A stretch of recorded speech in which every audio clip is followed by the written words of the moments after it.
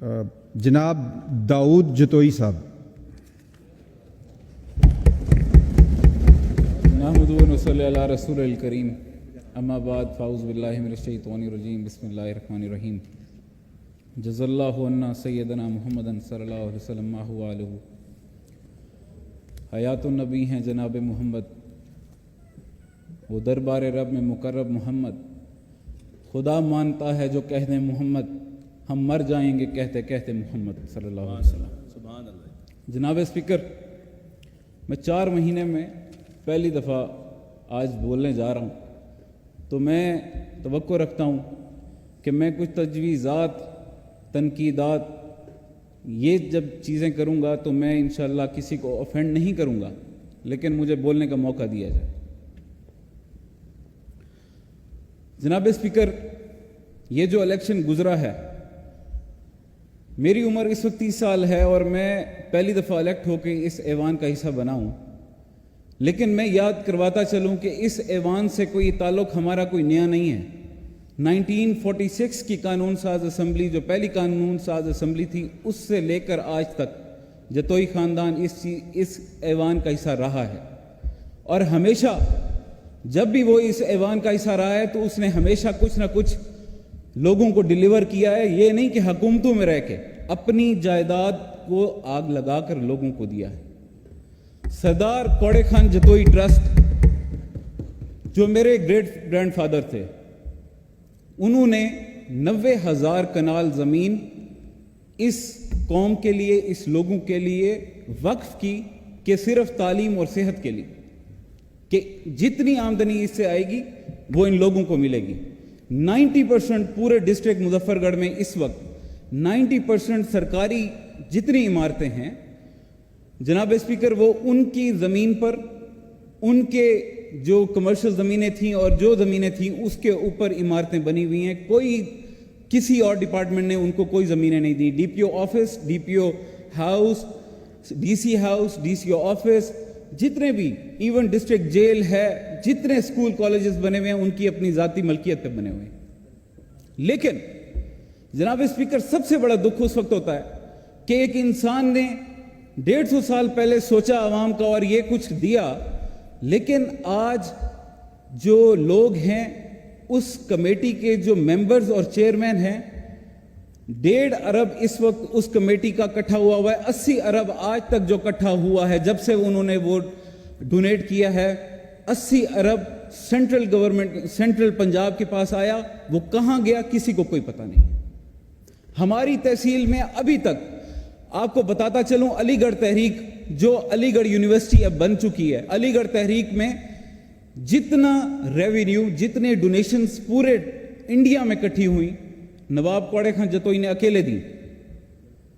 تو میں یہ کہنا چاہ رہا ہوں کہ اگر ایک شخص ایسا ہے جو عوام کے بارے میں اتنا سوچتا ہے، عوام کا کرتا ہے، تو کیا اس کی جو آمدنی اکٹھی ہو رہی ہے کیا وہ ہماری جیبوں میں ڈالنے کے لیے ہے؟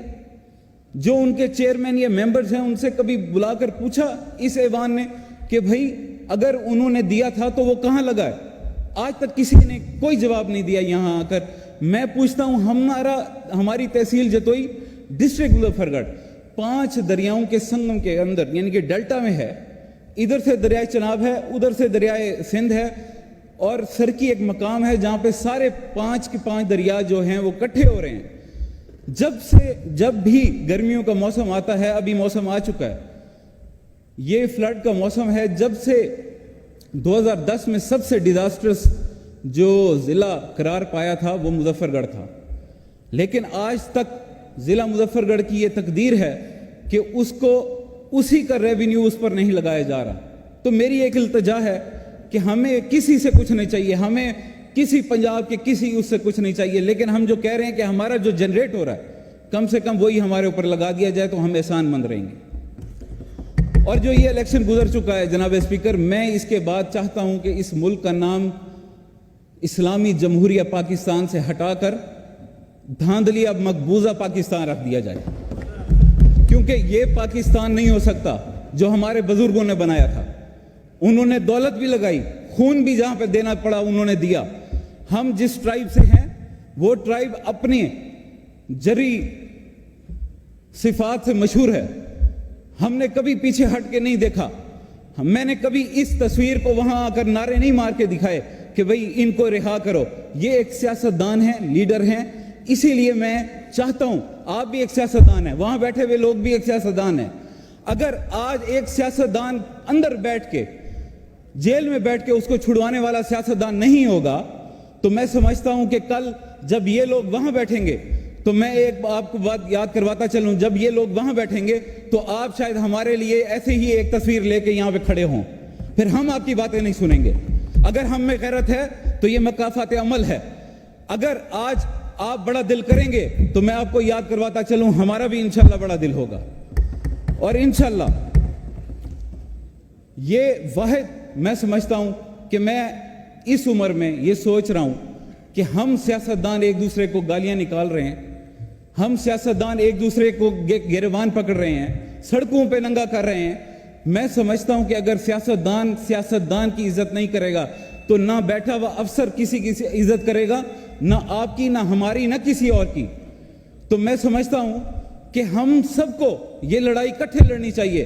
میں نے نہیں دیکھا آج تک کوئی بیوروکریٹ جیل میں بند ہوا ہو, کوئی وردی والا افسر اپنا بند ہوا ہو کسی جیل میں نے کبھی نہیں دیکھا. کیوں صرف سیاستدان ہی جیل میں جائے گا؟ کیا اس قوم کی تقدیر ہے 75-76 سال میں صرف سیاستدان نے ٹھیکہ اٹھایا ہوا ہے کہ 5 سال کے بعد وہ آئے گا اور اپنا منہ پیش کرے گا اور اگلا بندہ اٹھا کر اس کے منہ پہ وہ کالک مل دے گا؟ کیا ہم میں اتنی غیرت نہیں ہے کہ ہم لوگ کھڑے ہوں اور جب ہمیں کوئی آ کر کہے کہ آپ کو ہم آپ کی حکومت اگلی دفعہ بنا کے دے رہے ہیں, کیا ہم اکٹھے نہیں ہو سکتے کہ آپ کی ضرورت نہیں ہے ہمیں, ہم عوام کے زور پہ آئیں گے یہاں پر. ہمیں ایسا کرنا ہوگا انشاءاللہ, اور انشاءاللہ ہوگا. جی وائنڈ اپ کریں اب. جی میں آپ سے یہ توقع رکھتا ہوں کہ ہم لوگ اگر نہیں بدل سکتے, یہ ایوان, یہ ٹینیور کہ ہر سیاستدان نہیں بدل سکتا, تو پھر کوئی نہیں بدلے گا. جناب میں بجٹ پہ بات کرتا چلوں.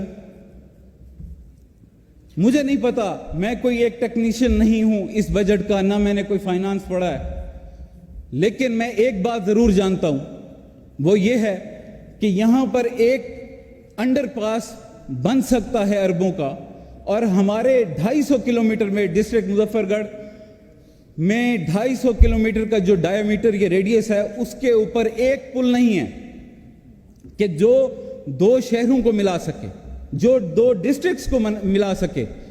غازی گھاٹ سے چاچڑ شریف تک پل جو ہے اس کے درمیان کوئی پل نہیں ہے. تو میری التجا ہے کہ 5-6 ارب ہی لگے گا, زیادہ پیسے ہم آپ سے نہیں لے رہے, آپ مہربانی کر کے ایک پل دان کر دیں. تو چلیں ہم بھی اپنے جنوبی پنجاب کو جا کر بتائیں گے کہ ویسے تو میں جنوبی پنجاب پورے کی بات کرتا ہوں کہ یہ ایک سیاسی, میں سمجھتا ہوں کہ سیاسی ایک عمل ہے کہ اگر آپ لوگ بھی اپنی پارٹی کو بتاتے چلیں کہ جو بھی صوبہ بنائے گا تو ووٹ, اس کا ووٹ بینک بڑھے گا, اس کی ایک گڈ ول بڑھے گی لوگوں کے اندر. تو یہ سب وائنڈ اپ کریں اب. سر میں کر لیتا ہوں, لیکن میں بہت عرصے بعد بول رہا ہوں تو مجھے مہربانی کریں 2-3 منٹ دے دیں, کوئی مسئلہ نہیں ہے سر. تو میں یہ کہتا ہوں کہ اگر ساؤتھ پنجاب بنا دیا جائے تو آپ لوگوں کی ایک گڈ ول بنے گی ہمارے ہاں. لوگ کہیں گے ان کا احسان ہے ہمارے اوپر. جو لوگ سب سے زیادہ کہتے ہیں کہ یہ جو ہے ساؤتھ کو کچھ نہیں دیتے, تو میں سمجھتا ہوں کہ ساؤتھ کو اگر آپ ایک صوبے کا درجہ دے دیں گے تو بہت مہربانی ہوگی. سر کوئی RO پلانٹ نہیں ہے. میں ایک تجویز دینا چاہتا ہوں, اور یہ میری شاید آخری بات ہے, میں آپ کو ایک تجویز دینا چاہتا ہوں. ہر سیاستدان, ہر گورنمنٹ کا آفیسر, یہ قانون یہاں پر پیش ہوا جائے کہ ان کے بچے سرکاری اسکولوں میں پڑھیں گے.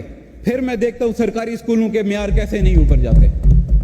سر ان کے اوپر پابندی ہونی چاہیے, ہمارے اوپر بھی اور ان کے اوپر بھی, کہ اگر ہیلتھ کا کوئی مسئلہ ہے تو انہی کی ہاسپٹلز میں ان کے بچے اور یہ خود علاج کروائیں گے. میں دیکھتا ہوں کیسے ہیلتھ آپ کی ٹھیک نہیں ہوتی. ایجوکیشن بھی اچھی ہو جائے گی جب ان کے بچے باہر نہیں پڑھیں گے, یہاں پہ پڑھیں گے. دیکھنا یہ ایک روزانہ جائیں گے اور دورے کریں گے اور دیکھیں گے کہ یہاں پر کچھ ہو رہا ہے یا نہیں ہو رہا.